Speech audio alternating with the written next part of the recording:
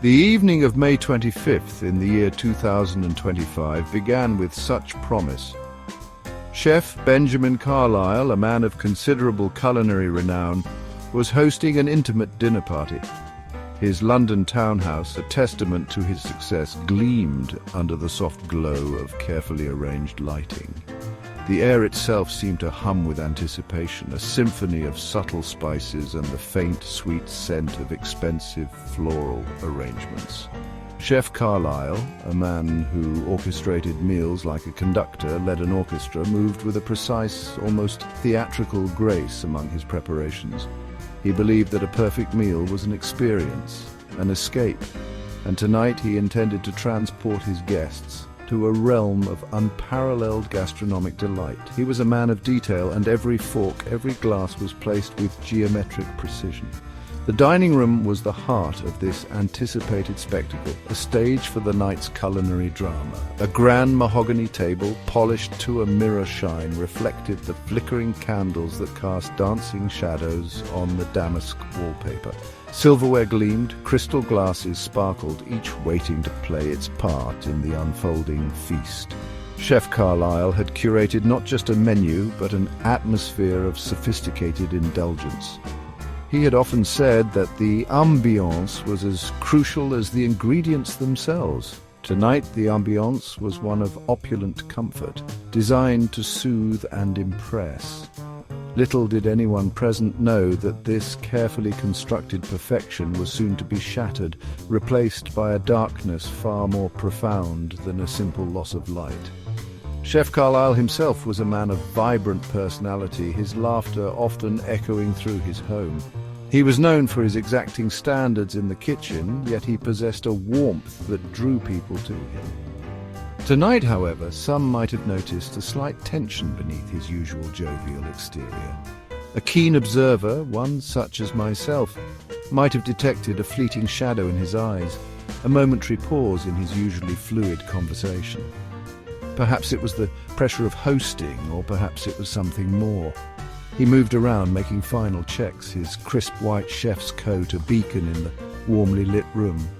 His passion was evident in every detail, from the amuse-bouche to the choice of music softly playing in the background. The promise of the evening was palpable, the clinking of ice in glasses, the murmur of early arrivals, the scent of roasting herbs. All these were the overture to what should have been a memorable night for all the right reasons. Benjamin surveyed his domain one last time, a small smile playing on his lips. He adjusted a single rose in the centerpiece, a final touch of perfection. The stage was set, the players were arriving, and the first act of the evening was about to commence. But, as is often the case in life, the script contained an unwritten scene, a shocking twist that no one could have foreseen, lurking just beyond the candlelight. The first to arrive, with an air of quiet professionalism, was Evan, the sommelier. Evan was a slender man, with eyes that seemed to absorb everything without revealing much. He had worked with Chef Carlyle for several years, his knowledge of wines almost as legendary as Benjamin's culinary skills. Tonight, he moved with his usual quiet efficiency, ensuring each wine was at its perfect temperature, his movements precise and economical. He spoke little, his contributions to conversations usually confined to the merits of a particular vintage or the perfect pairing for the upcoming course. One might say he blended into the background, a silent, observant presence, yet indispensable to the experience Chef Carlyle crafted. There was perhaps a certain reserve about him tonight, a subtle tightening around his lips. Next to make her entrance was Lisa, a striking woman with a sharp business acumen. Lisa was an art dealer, known for her bold choices and her even bolder personality. She and Benjamin had recently been involved in a rather ambitious gallery restaurant project, and whispers suggested that their partnership had encountered some turbulent waters. Her laughter was bright, perhaps a little too bright, as she greeted Benjamin with an air kiss. She carried a designer handbag, which she placed with care on an empty chair beside her. One could not help but notice the way her eyes scanned the room, taking in every detail, every guest with a swift, appraising glance. An astute observer might have sensed a current of unease beneath her polished exterior. Finally, Clara, Chef Carlyle's ex-wife, arrived. Her presence was somewhat surprising to the other guests, given their rather public and reportedly acrimonious divorce some years prior. Clara was elegance personified, her composure impeccable, her attire understated yet undeniably expensive. She greeted Benjamin with a cool nod, a stark contrast to Lisa's more effusive greeting. There were rumors, of course, that Clara still held some financial ties to Benjamin's ventures, or perhaps she simply enjoyed the opportunity to observe his new life.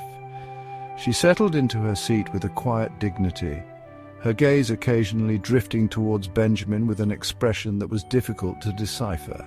Was it lingering affection, or something far colder? The small group was now complete. Chef Carlyle, ever the gracious host, raised his own glass for an initial toast, his voice warm and inviting, though perhaps lacking its full usual resonance. He spoke of friendship, of fine food, of the simple joy of sharing an evening together. The clinking of glasses followed, a delicate sound that momentarily masked the undercurrents of unspoken thoughts and hidden histories that swirled around the elegant table. Each guest smiled, each played their part, but beneath the surface the stage was being set for a drama far more complex than any of them could have imagined. The interactions were polite, almost too polite, hinting at tensions just below the surface. The first course had been served, a delicate seafood consommé that had elicited murmurs of appreciation. Chef Carlyle was in his element, regaling his guests with an anecdote about sourcing the perfect saffron.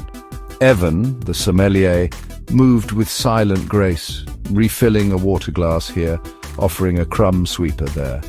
Lisa was engaged in an animated, though somewhat strained, conversation with Benjamin about a new artist she had discovered. Clara, meanwhile, observed the proceedings with her characteristic quiet intensity, her eyes missing little. The atmosphere, though laced with subtle tensions, was one of convivial enjoyment, the candlelight casting a warm, inviting glow upon the scene. It was a picture of sophisticated normalcy, on the very precipice of chaos. Suddenly, without any warning, the lights in the dining room, indeed throughout the entire townhouse, flickered violently once, twice, and then plunged into absolute darkness. It was not a gentle dimming, but an abrupt, shocking cessation of all light. Gasps of surprise rippled around the table, followed by nervous laughter. "Oh dear," Lisa's voice exclaimed, a little too loud in the sudden blackness. "Benjamin, did you forget to pay the electricity bill?" she joked, though a tremor of unease was evident in her tone. Chef Carlyle's reassuring voice attempted to cut through the immediate disorientation. "Not to worry, everyone. Probably just a local outage. Stay calm. I have candles." A few moments of disorienting silence followed, broken only by the rustling of fabric as people shifted uncomfortably in their seats. The darkness was total, impenetrable, the kind that makes one feel utterly vulnerable. Then, through the oppressive black, a sound pierced the silence. It was not a word, but a sharp, choked cry, followed by a sickening thud. The sound was unmistakably one of distress, and it came from the direction of Chef Carlyle's seat at the head of the table. The nervous laughter died instantly, replaced by a chilling apprehension. "Benjamin!" Clara's voice called out, sharp with sudden alarm. "Benjamin, are you all right?"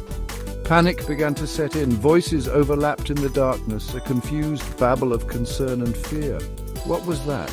Evan's usually calm voice sounded strained. "Is anyone hurt?" Lisa asked, her voice trembling. The thud had been heavy, final. The rich aroma of the consommé now seemed cloying, the earlier elegance of the room swallowed by an encroaching dread. In the pitch black, a sense of helplessness prevailed. Someone fumbled for a phone, its sudden, weak light offering little comfort against the overwhelming darkness and the chilling implications of that terrible sound. The delightful evening had taken a terrifying and irreversible turn. After what felt like an eternity but was likely only a minute or two, a faint light appeared. It was Evan, his hand surprisingly steady, holding a lit cigarette lighter aloft. Its small flame cast long dancing shadows, creating grotesque shapes on the walls and partially illuminating the shocked faces around the table. Following his lead, Lisa managed to activate the flashlight on her phone, its cold white beam cutting through the gloom. The combined light, though meager, was enough to begin to piece together the scene. All eyes instinctively turned towards the head of the table, towards the place where Chef Carlyle had been seated, the source of that dreadful cry and thud. What they saw made Lisa gasp, a hand flying to her mouth to stifle a scream. Chef Benjamin Carlyle was slumped forward, his head and upper body sprawled awkwardly across the polished mahogany. His arm had swept across his place setting, sending his wineglass crashing to the floor, though miraculously the glass itself remained intact beside his chair. A small amount of deep red wine pooled beside it like blood. His other hand lay palm up on the table, still and lifeless. The vibrant host, the master chef, was utterly still. The rich aroma of the dinner, moments before so inviting, now seemed to mock the grim reality. Clara, his ex-wife, was the first to move with any semblance of purpose, though her face was ashen. She reached out a trembling hand towards Benjamin, then recoiled slightly. "Benjamin?" she whispered, her voice barely audible. There was no response. The silence in the room was now heavy, suffocating, broken only by Lisa's ragged breathing. Evan, still holding the lighter, moved closer, his own face pale in its flickering glow. He made no attempt to touch Benjamin, his gaze fixed on the fallen chef with an unreadable expression. The small flame he held seemed to highlight the utter stillness of the scene, a stark contrast to the vibrant life that had filled the room only moments before. The untouched wine glass near Benjamin became a focal point in the dim light. It lay on its side, a dark stain spreading slowly on the expensive Persian rug. The wine, a rich Bordeaux that Evan had so carefully selected, seemed to accuse the room. One might have thought in such a moment someone would check for a pulse, would try to render aid. But the finality of Benjamin's posture, the unnatural stillness, communicated the dreadful truth before any such attempt could be made. Chef Benjamin Carlyle, the heart of this elegant gathering, was dead. The dinner party had transformed into the scene of an unthinkable crime. Section 5. The sommelier's pour, Evan under the magnifying glass. In the chaotic aftermath, as the authorities were summoned and a semblance of order was slowly, painfully restored by the arrival of the first constables, attention naturally turned to those present. Evan, the sommelier, was a man of routine and precision. His initial statement was calm, almost detached. He explained that when the lights had plunged the room into darkness, he had been standing near the sideboard, preparing to open another bottle of wine for the next course. He claimed to have remained perfectly still, disoriented by the sudden blackness, like everyone else. He stated he was reaching for his lighter, which he always carried when he heard the terrible cry and the thud. His proximity to the sideboard, laden with various bottles and wine accoutrements, was noted. Could he have grabbed something from there in the darkness, a heavy bottle perhaps, or an ornate sharp corkscrew? Evan, however, insisted he had touched nothing but his lighter. He offered that the professional relationship with Chef Carlyle was one of mutual respect, though he did admit upon gentle probing that Carlyle could be a demanding employer, always striving for an unattainable perfection. This admission, while seemingly minor, was a small crack in his otherwise polished composure, a hint that perhaps not all was harmonious behind the scenes. A red herring, perhaps. This talk of professional friction designed to mislead. A crucial detail emerged concerning Evan's movements. He mentioned that just prior to the blackout, he had been meticulously checking the wine cellar access, which was through a discreet door in the hallway just off the dining room. He claimed he thought he had heard a faint sound from that direction, perhaps a draft, and went to ensure the door was secure.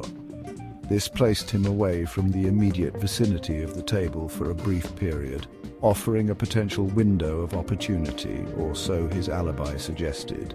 Yet it also meant he was familiar with the layout beyond the dining room itself, a fact that might prove significant. The sommelier's hands, when observed, were steady. His demeanor, while understandably somber, lacked the overt shock displayed by Lisa, or the profound, albeit restrained, grief shown by Clara. He spoke of wine with a quiet passion, even when recounting the selections for the evening. Could this passion have soured?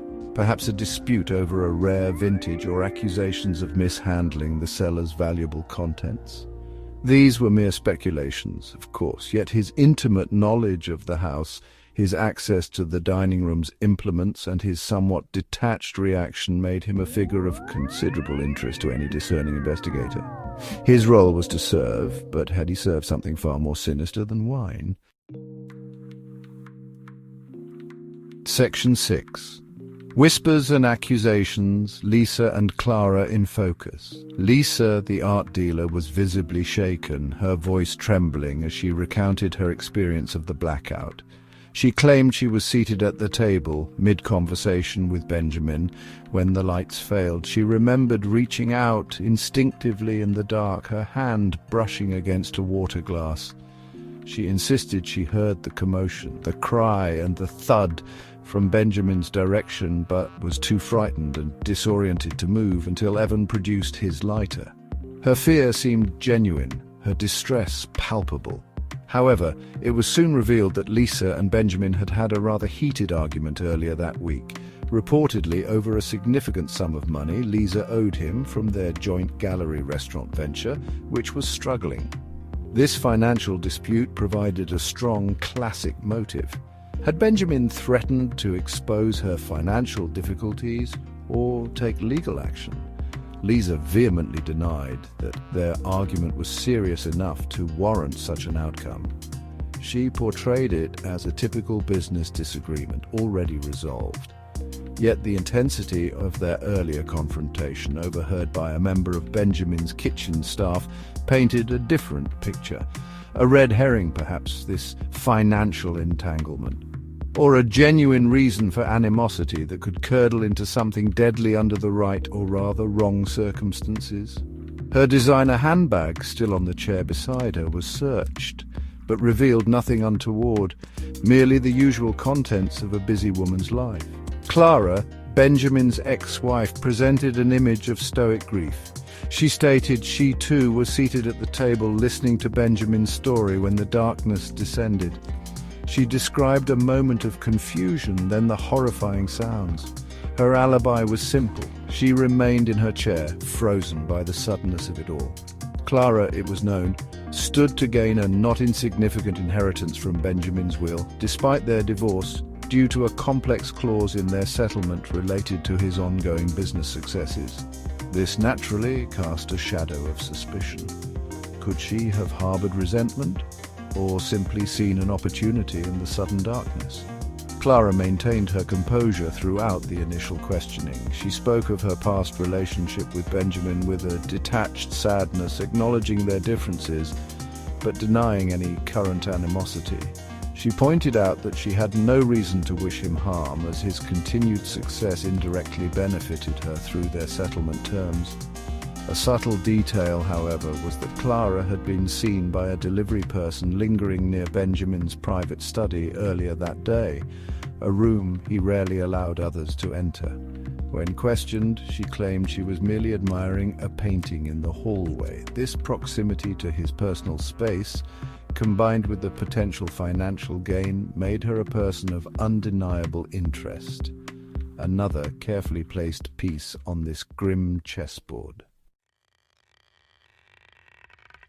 Section 7. The little grey cells at work. Can you see the pattern, mon ami? Mes chers amis? My dear friends, we've reached a really important moment. The lights are out, a life has sadly ended too soon, and you can feel the suspicion all around, like the heavy smell of spilled wine. We have 3 people here, and each one knew our poor host, Chef Benjamin Carlyle. Each person has told us what they were doing, and for each one there's a hint of a reason or the chance to have done this hiding nearby. Now I ask you, put your little grey cells to work. Think about the clues, the tiny differences, the things that look small but can often solve the trickiest puzzles. Before I tell you the truth, can you see the pattern that points to the killer? Let's go over what we know for sure. We have the sudden, total blackout. A perfect chance for someone who wanted to do something bad. We have the sad discovery of Chef Carlyle, killed right at his own table. And, this is important, we have the spilled wine glass next to him.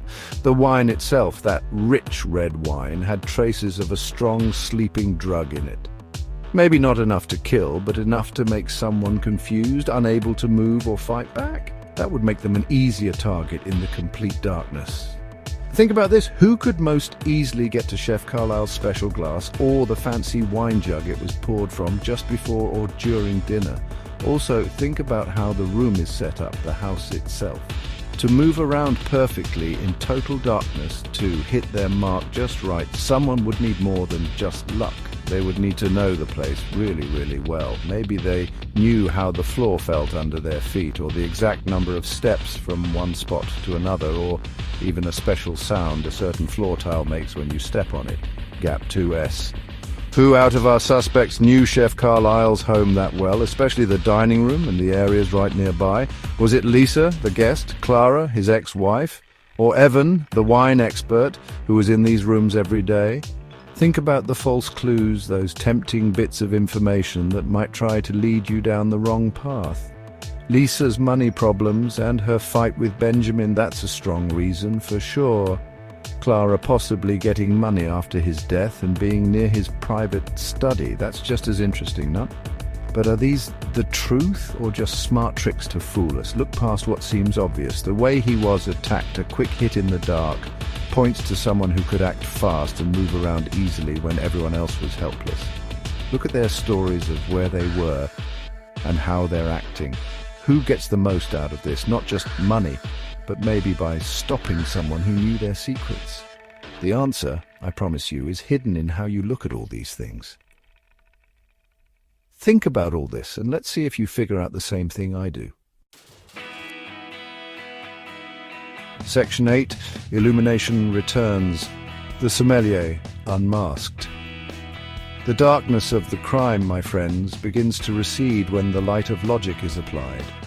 After careful consideration of all the facts, the small inconsistencies, and the psychological portraits of our 3 acquaintances, one individual emerges from the shadows, not as a victim of circumstance, but as the architect of this tragedy.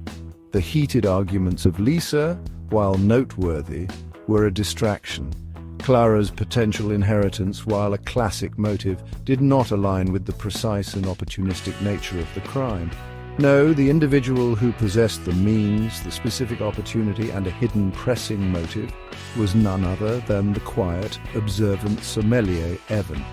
Evan's alibi of being by the sideboard or checking the cellar door placed him perfectly. His role required him to handle the wine, to be near Benjamin's glass, to pour and refill. It was he who could have introduced the sedative into Benjamin's wine unnoticed, perhaps into the decanter itself or directly into the glass during a seemingly routine act of service.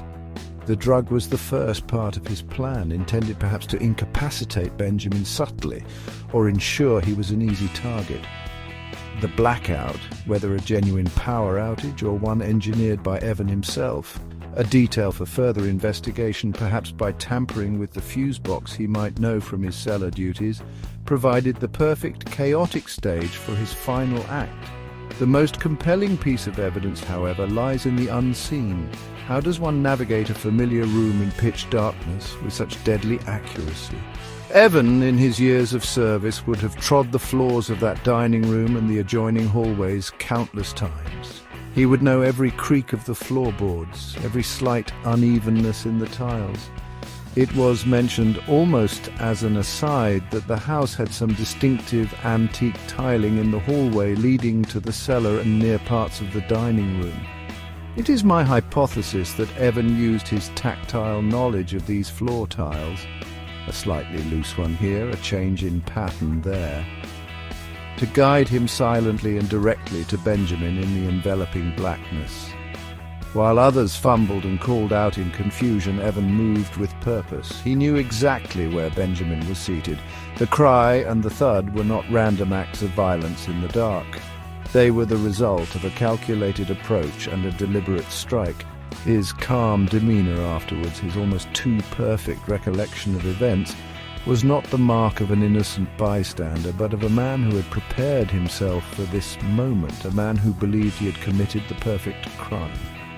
But as is often the case, perfection is an elusive quarry, and the smallest details, like the unique feel of a floor tile underfoot, can betray the most cunning of plans.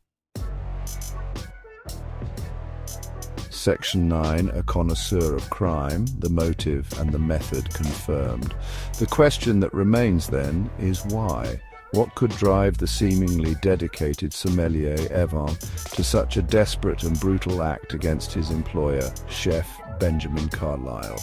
The answer, as it so often does, lies in the dark recess of human greed and the fear of exposure. It transpired, upon closer investigation into the restaurant's finances and cellar records, that Evan was not merely a connoisseur of wine, but also a connoisseur of deception. For years he had been systematically stealing from Chef Carlyle, replacing valuable investment-grade wines with cheaper substitutes and selling the originals on the black market for a considerable profit. A secret life of theft funded by his trusted position. Chef Carlyle, a man of meticulous detail, had recently begun to suspect financial irregularities and discrepancies in his prized wine collection. He had started his own quiet investigation, his questions becoming more pointed, his scrutiny of the cellar more frequent. It is almost certain that Benjamin had confronted Evan, or was on the very verge of exposing him. For Evan, this meant not just the loss of his job, but utter ruin. Criminal charges, the end of his career, and public disgrace. The man who prided himself on his refined palate and knowledge was, in reality, a common thief, and Benjamin was about to uncork his secret. This provided the powerful, desperate motive for murder. Evan's method was twofold, a plan designed with a sommelier's precision. First, the sedative in Benjamin's wine. He administered it earlier in the evening, likely when pouring Benjamin's first or second glass from a decanter he had specially prepared, or by adding it directly to the glass. This was intended to ensure Benjamin was either unconscious or too groggy to resist when the opportunity arose. The blackout was his golden opportunity. Whether he engineered it or simply exploited a fortuitous event, it provided the necessary cover. Using his intimate knowledge of the dining room, specifically the pattern and feel of the floor tiles, he navigated silently and swiftly through the darkness directly to the unsuspecting, possibly already dazed, Chef Carlyle. The final act was brutal and quick. The weapon, it was later determined, was a heavy, ornate wine bottle opener, a sommelier's tool taken from the sideboard where he claimed to be standing. In the pitch black, amidst the ensuing panic of the other guests, Evan struck Benjamin a fatal blow to the head. He then discreetly disposed of the weapon, perhaps slipping it back amongst the other items on the sideboard or into his pocket. The spilled wine, the sedative it contained, was meant to be a red herring, perhaps suggesting a suicide or an accidental overdose if the blow wasn't immediately obvious. But the sharp mind, the little grey cells, they see beyond such deceptions. Evan, the trusted sommelier, had served his employer one final fatal concoction, a blend of betrayal, desperation, and murder.